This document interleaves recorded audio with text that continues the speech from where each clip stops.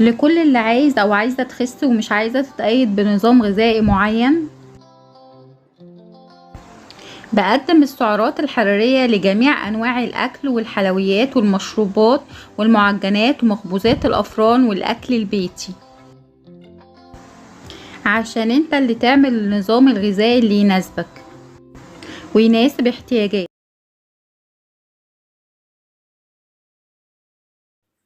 العيش السياحي أو الخبز الأبيض اللي بيبقى متواجد في الأفران.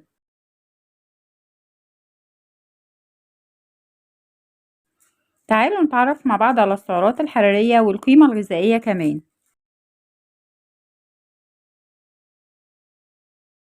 والأغلبية طبعا بتعتقد أن العيش أو الخبز الأبيض بيسبب زيادة في الوزن، ولكن أثبتت الدراسات عكس ذلك، وأن بيعتبر العيش أو الخبز الأبيض توفير للسعرات وما بيسببش زيادة في الوزن، ولكن لا يمكن الاعتماد عليه بمفرده في النظام الغذائي، ولأنه لا يحتوي على المعادن والفيتامينات الموجودين في العيش الأسمر.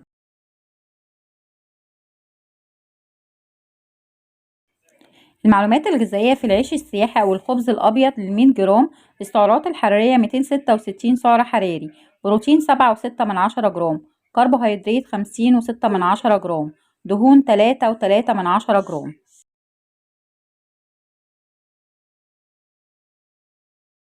المعلومات الغذائية في العيش السياحي أو الخبز الأبيض للجرام الواحد: السعرات الحرارية 2.6 سعر حراري، بروتين 7 جرام، كربوهيدرات 50 جرام، دهون 3 جرام.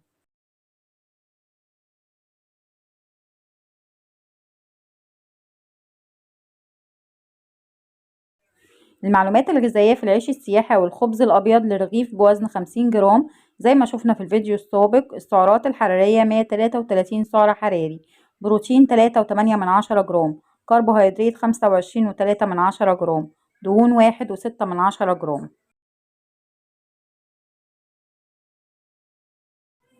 ولو حد حابب يعرف سعرات لأي أطعمة ياريت يكتبلي في التعليقات. وانتظرونا وقيم غذائية جديدة.